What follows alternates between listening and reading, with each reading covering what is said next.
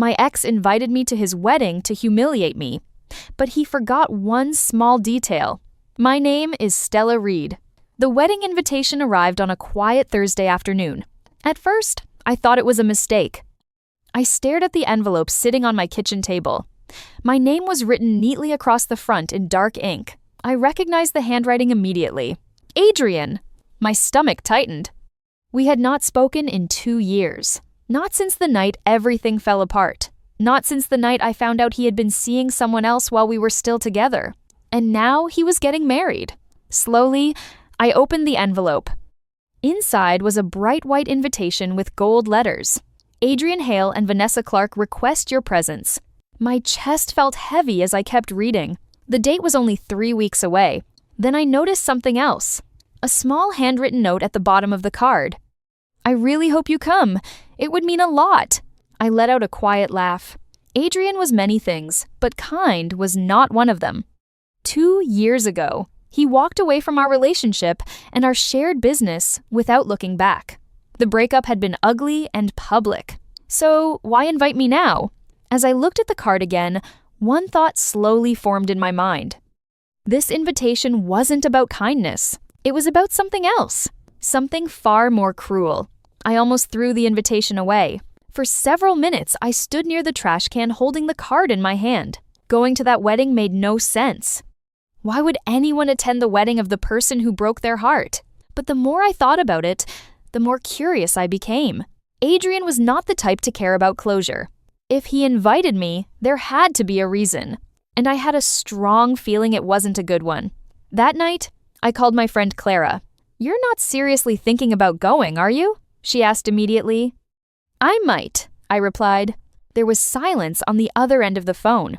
"Why?" she finally asked. I looked again at the invitation lying on the table. "Because I want to see what he's planning," I said. Clara sighed. "You know, Adrian loves attention. If he invited you, he probably wants to make some kind of show." She was probably right. Adrian had always enjoyed being the center of every room. Still, something inside me wanted to see it for myself. 2 years had passed since the breakup. I thought I had moved on. But seeing that invitation brought back memories I thought were gone. And now I needed to know one thing. What exactly Adrian was planning? Adrian and I met 4 years ago at a small tech conference. At the time, we were both trying to start our own careers. I worked in marketing, and Adrian had just launched a small online company selling digital tools for small businesses. We quickly became partners in more ways than one. Within a year, we were living together and working together. The company grew faster than either of us expected. Late nights turned into long weeks of planning, designing, and meeting clients. I handled the business strategy and marketing. Adrian managed the technical side. For a while, it felt like we were building something amazing together. But things started changing in the 3rd year. Adrian became distant. He worked later hours, answered messages in secret, and often seemed distracted during meetings. At first, I told myself it was just stress. Running a growing company was hard. Then, one evening, everything fell apart. I arrived home early and saw a message pop up on Adrian's phone while it was sitting on the table. The message came from Vanessa, and the words on the screen told me everything I needed to know. That night changed my life completely. When Adrian came home, I confronted him immediately. At first, he tried to deny everything, but the message on his phone had already said enough. Vanessa wasn't just a friend. She had been seeing him for months. The argument that followed lasted for hours. Adrian said our relationship had become boring. He said Vanessa understood him better. Every word felt like a sharp cut. But the worst part came later. During the breakup, Adrian insisted the company belonged to him. "You only helped with marketing," he said coldly. "The idea was always mine." I was too shocked and heartbroken to fight him properly. Within weeks, he pushed me out of the business completely. Friends took sides. Some people believed his version of the story. Others stayed silent. Eventually, I moved into a small apartment across town and tried to rebuild my life. 2 years passed without any contact, until the wedding invitation arrived. And suddenly, Adrian had stepped back into my world again. The wedding day arrived faster than I expected. Part of me still wondered if attending was a mistake. But curiosity pushed me forward. The venue sat on a hill outside the city. White chairs filled the garden area, and soft music played as guests arrived. Everything looked perfect. I felt several eyes turn toward me as I walked inside. Some guests recognized me immediately. Whispers started almost at once. I could see it in their expressions. Surprise, curiosity, maybe even amusement. Then I saw Adrian standing near the front of the garden. He looked exactly the same as I remembered. Confident, relaxed. When he noticed me, a slow smile appeared on his face. Not a friendly smile, a knowing one, as if he had been waiting for this moment. He walked over to greet me. "I'm glad you came," he said. His voice sounded calm, but something in his eyes told a different story. I forced a polite smile. "Wouldn't miss it," I replied. Adrian leaned closer and spoke quietly. "You're going to enjoy tonight," he said. Something about the way he said it made my stomach turn. And suddenly I understood. This wedding wasn't just a celebration. It was a stage. And Adrian had invited me to be part of the show. The ceremony began a few minutes later. I took a seat near the middle row. Several guests glanced at me again, whispering quietly. I tried to ignore them and focused on the front, where Adrian stood waiting. Vanessa walked down the aisle wearing a bright white dress. She looked happy and confident, like this was the perfect day of her life. Adrian smiled at her like nothing had ever gone wrong in the past. The vows were short and simple. Within 20 minutes, they were officially married. Everyone clapped. From the outside, it looked like a perfect wedding. But I noticed Adrian glance at me more than once during the ceremony. Each time, his expression held the same strange smile, like he was waiting for something. After the ceremony, everyone moved inside for the reception. Round tables filled the large hall. Music played softly while guests took their seats. I looked at the place card on my table and felt a small shock. My seat was directly in front of the stage where speeches would happen. That didn't feel like a coincidence. Across the room, Adrian noticed me reading the card. He raised his glass slightly and gave me a quiet smile. And suddenly I realized something. The real show hadn't started yet. Dinner passed slowly. Most guests chatted and laughed, while waiters carried plates around the room. But every few minutes, I felt someone glance at me. Some people clearly knew who I was. Adrian's ex, the woman he left before marrying Vanessa. That story had spread quickly years ago. Clara's voice echoed in my head. He probably wants to make some kind of show. I began to think she was right. After dinner ended, the lights dimmed slightly. A microphone was placed on the stage. Adrian stood up from the main table. "Time for a few words," he announced. Guests clapped politely. He stepped onto the stage and looked around the room. Then his eyes landed on me. "There are many people here tonight who supported us," Adrian began. His voice sounded warm and confident. "But sometimes life teaches you lessons through the wrong people first." A few guests laughed quietly. I felt my chest tighten. Adrian raised his glass again. "I once made the mistake of building a future with someone who never really understood me," he continued. Several people turned to look directly at me. Vanessa smiled proudly beside him. Adrian paused for a moment. Then he spoke again. "And I'm grateful I finally found the right person instead." The room filled with polite applause. But I could still feel the attention focused on me. Adrian wasn't finished yet. He leaned slightly closer to the microphone. "Some people thought they were important to my success," he said. A few guests chuckled again. "But the truth is, sometimes people just slow you down." More laughter followed. I kept my face calm even though my hands felt cold. Adrian glanced directly at me again. "Tonight is proof that moving forward is always the best choice," he said proudly. Vanessa stood beside him, smiling brightly. For a moment, it felt like the entire room was watching me, waiting to see how I would react. But I didn't move. Instead, I simply smiled politely and took a sip of water.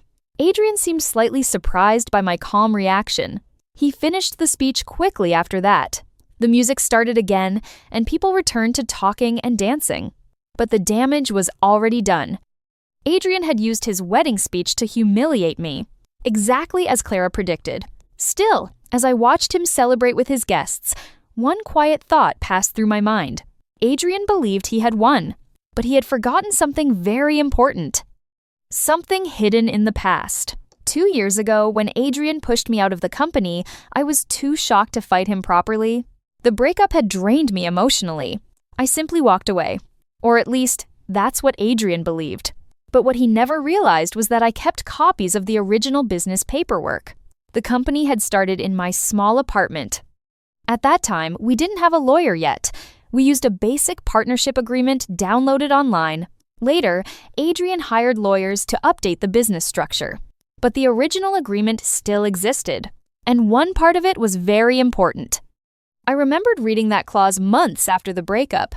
At the time, I didn't think it mattered anymore. Now, I wasn't so sure. The clause explained that if one partner forced the other out unfairly while using joint work to build the company, ownership percentages could shift legally if challenged. At the time, Adrian removed me quickly before I could respond. But technically, the situation had never been fully settled, and Adrian had just spent his wedding speech proudly talking about the company again. That detail might matter more than he realized.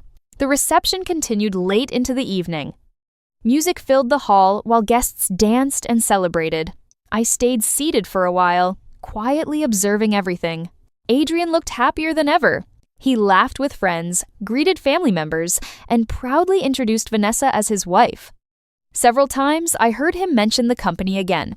"Our business is doing better than ever," he told someone near the dance floor. That statement made me smile slightly, because technically, things were not as simple as Adrian believed. I had spent the past year learning more about business law.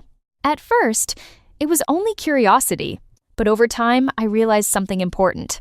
Adrian had rushed many legal steps after our breakup. Too many.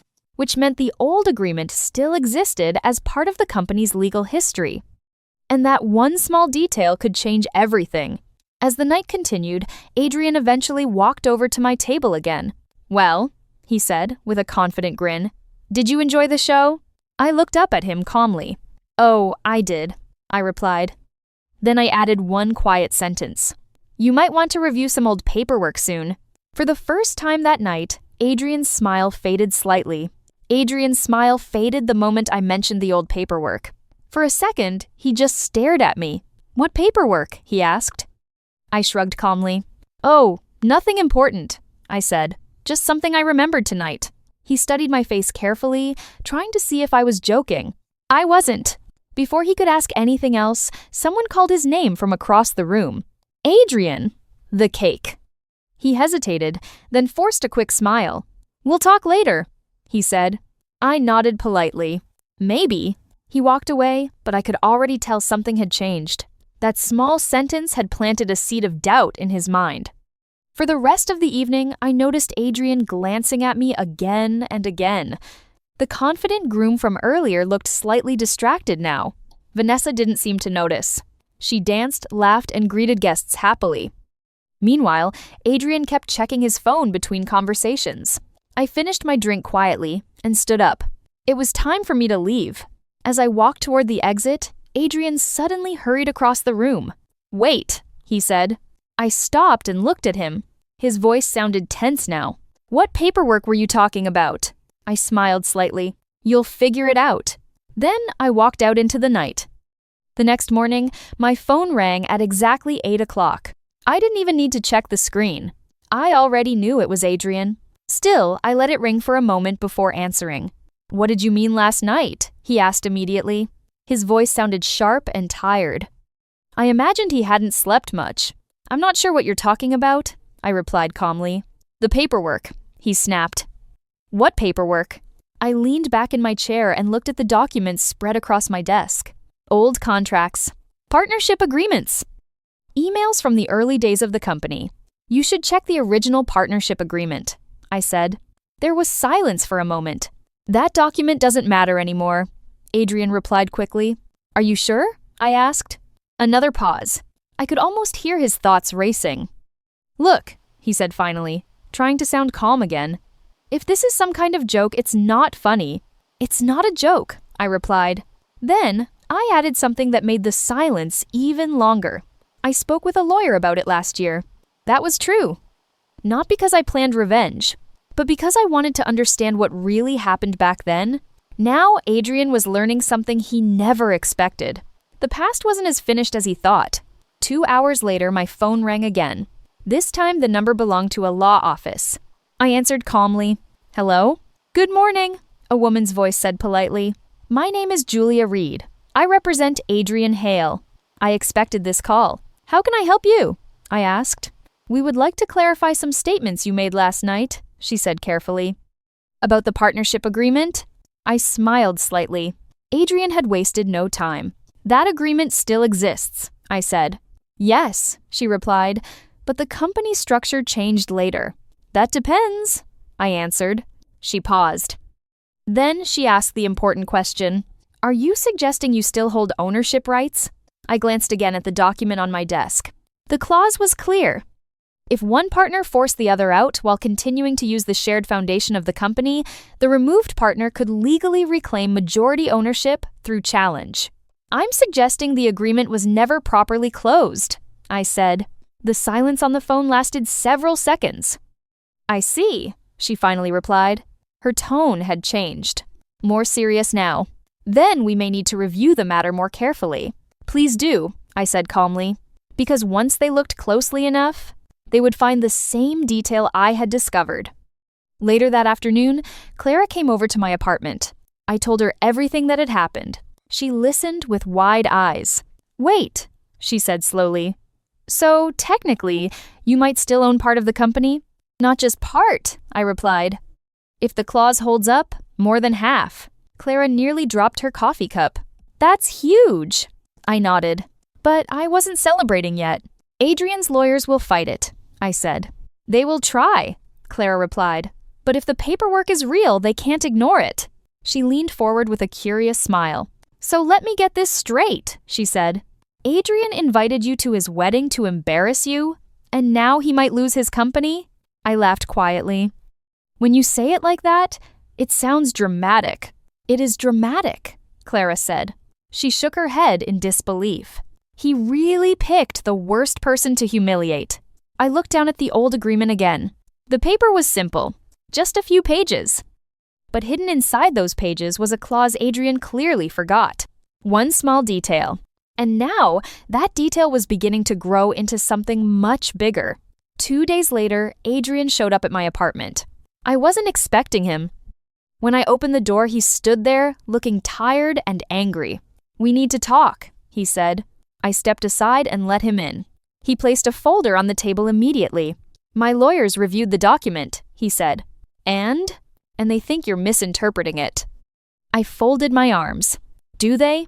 Adrian opened the folder and pulled out several papers. "The company has grown far beyond that original agreement," he argued.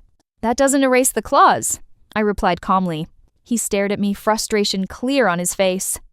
"You walked away," he said. "No," I answered. "You pushed me out." The room became quiet. For the first time, Adrian looked uncertain. "I built that company," he said quietly. "We built it," I corrected. He ran a hand through his hair. "What do you want?" he finally asked. I met his eyes. "I want the truth recognized." Adrian didn't answer, but I could see the realization slowly forming in his mind. The wedding humiliation he planned for me was about to turn into the biggest mistake of his life. After Adrian left my apartment, the silence felt heavy. I sat at the table staring at the old partnership agreement again. The paper looked simple and ordinary, but it carried years of history.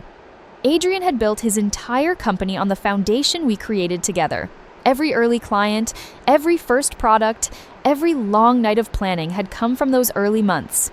And the agreement clearly said one thing: neither partner could remove the other unfairly while continuing to use the shared business foundation.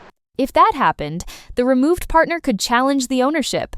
Adrian had forgotten that part, or maybe he had never read it carefully in the first place. Later that evening, Adrian's lawyer sent an email requesting a formal meeting. They wanted to review the original agreement and discuss possible outcomes. That was expected. Big companies didn't ignore legal questions like this. Still, something told me Adrian wasn't handling this calmly. The confident groom from the wedding night was probably gone now. Instead, he was likely sitting somewhere with lawyers, realizing that one small detail from the past had followed him into the present. And that detail was about to become impossible to ignore. The meeting took place 3 days later in a quiet law office. Adrian sat across the table from me with his lawyer beside him. His new wife, Vanessa, was there too. She looked confused and uncomfortable. I realized something important immediately. Adrian hadn't told her everything before the wedding. The lawyer spread several documents across the table. My original agreement, later company records, financial reports.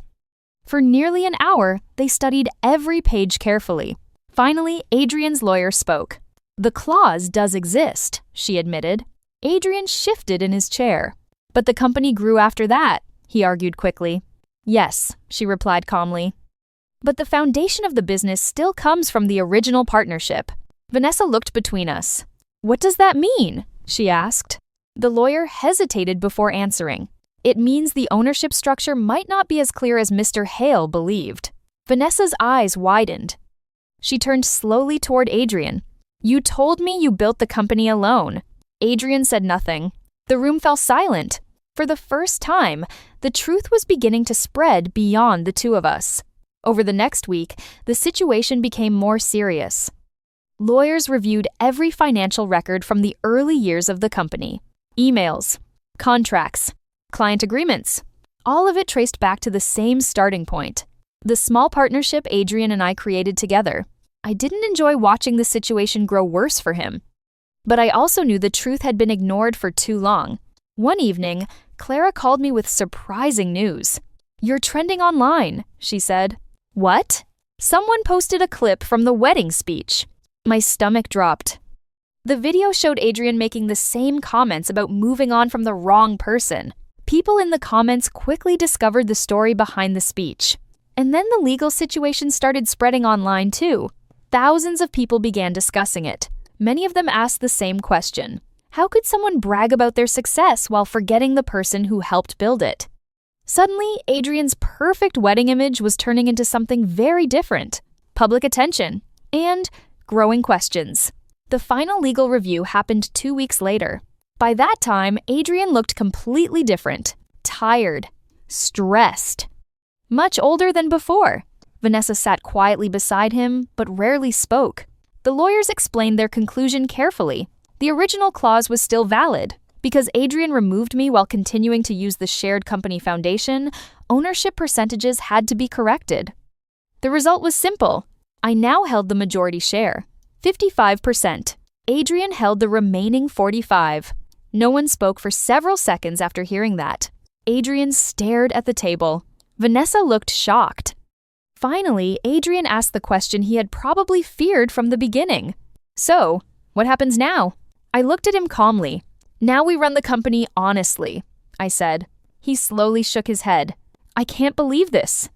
But the truth had already been written in the paperwork years ago, and now it had finally caught up with him. Walking out of the law office that day felt strange. 2 years earlier, Adrian forced me out of the company we built together. Now the law had quietly placed me back inside it. But this time, the balance was different. I held the majority share. Clara met me for coffee later that afternoon. "So, it's official?" she asked. I nodded. 55%. She laughed in disbelief.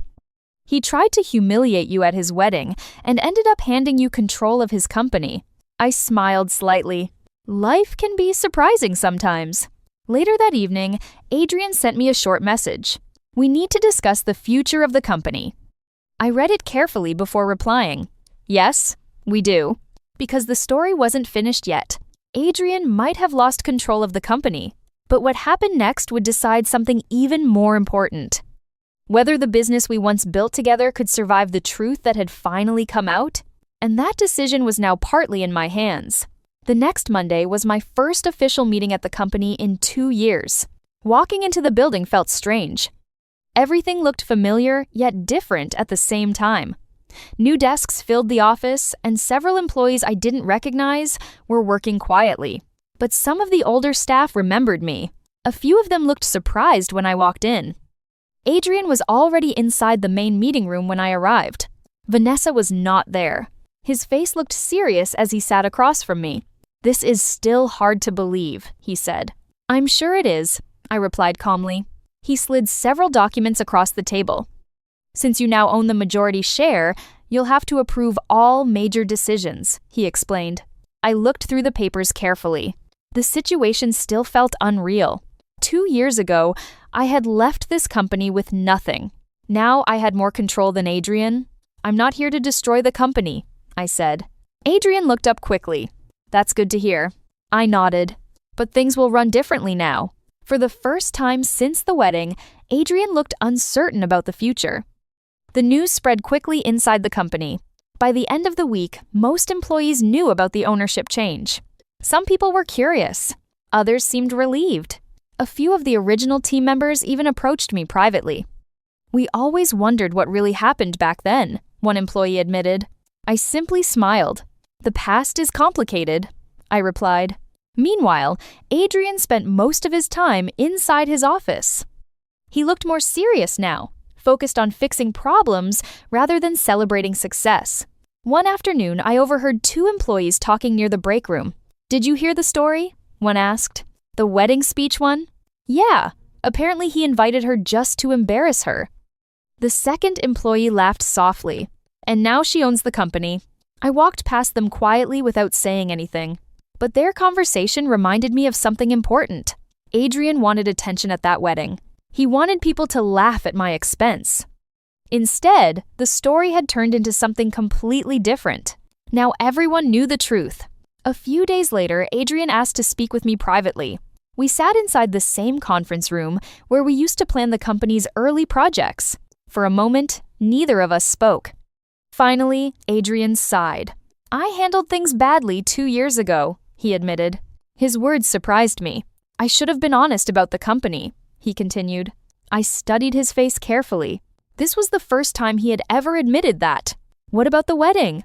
I asked. He looked embarrassed. That was a mistake. I didn't respond right away. Instead, I thought about everything that had happened since the invitation arrived. The speech, the humiliation, the legal discovery, and the unexpected outcome. You wanted a moment where everyone laughed at me? I said quietly. Adrian nodded slowly. But it didn't work out that way. No, he agreed. The room stayed silent for a moment. Then I said something simple. Let's focus on running the company properly. Adrian nodded again. This time, there was no argument. Months passed, and the company continued growing. The work felt familiar again. Planning projects, meeting clients, and building new ideas reminded me why I loved the business in the first place. Adrian and I kept our relationship professional. We rarely talked about the past. But one afternoon, I noticed something interesting. The wedding video had spread widely online. Clips from Adrian's speech appeared on several social media pages. Millions of people had watched it. Many comments repeated the same sentence. He tried to humiliate her and lost his company instead. Every time I saw that comment, I smiled slightly. Not because I enjoyed Adrian's embarrassment, but because the truth had finally been seen. For 2 years, people believed his version of the story. Now they understood the full picture, and the ending was something Adrian never expected. Sometimes I think back to the moment the wedding invitation arrived. At that time, I almost threw it away. If I had ignored it, none of this would have happened. Adrian would still believe he won. The company would still be entirely under his control. And the truth hidden in that old agreement might have stayed forgotten forever. Instead, everything changed because of one small detail. A simple clause written in the first days of our partnership. Adrian invited me to his wedding to humiliate me in front of everyone. He thought the past was finished. He thought I had nothing left. But he forgot something important. The foundation of his success was never his alone. And when the truth finally came back to light, it changed everything. In the end, Adrian's wedding became famous for a reason he never planned. Not because of the celebration, not because of the speech, but because it reminded everyone of a simple lesson. Never try to rewrite history when the paperwork still remembers the truth.